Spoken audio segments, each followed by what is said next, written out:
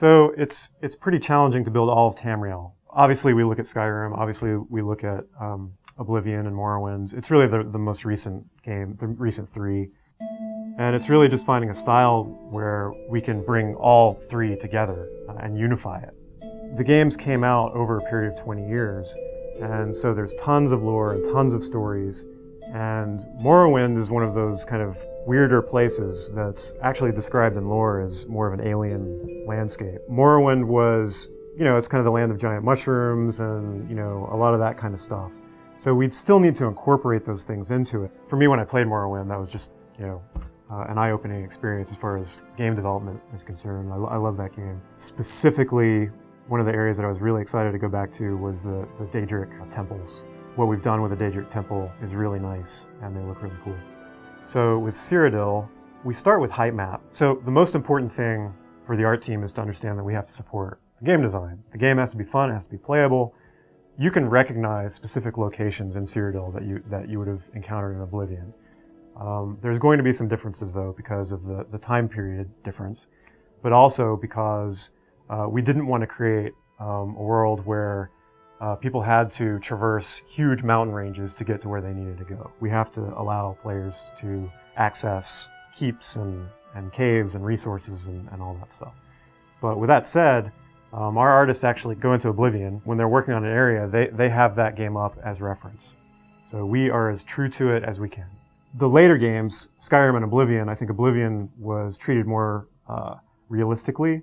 I think Skyrim went to a place where it kind of went back to a little bit more stylization, but it definitely has that realistic kind of gritty feel. My view is that MMOs, we're not really at the technical state with MMOs, the graphics technology, to really be able to pull off photorealism. Like we can't do it. And in our game, particularly, our target is 200 characters on screen for our massive battles. And so that puts us at technical limitations as far as polygons and textures and things like that.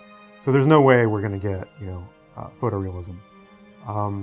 So in order to make the game look good and interesting, we make it stylized. The important point is to make it feel handcrafted. I think that's more important than photorealism. I think that's what people respond to.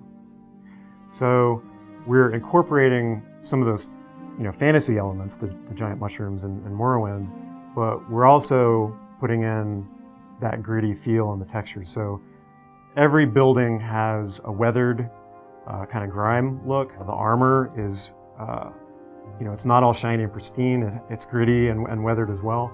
As far as assets, we make as many assets as we possibly can. The world builders can't have enough assets. And that's one of the great things about an MMO, actually, is post-launch, you don't stop working on the product. So we're going to continue to make more and more assets and build out more and more territories.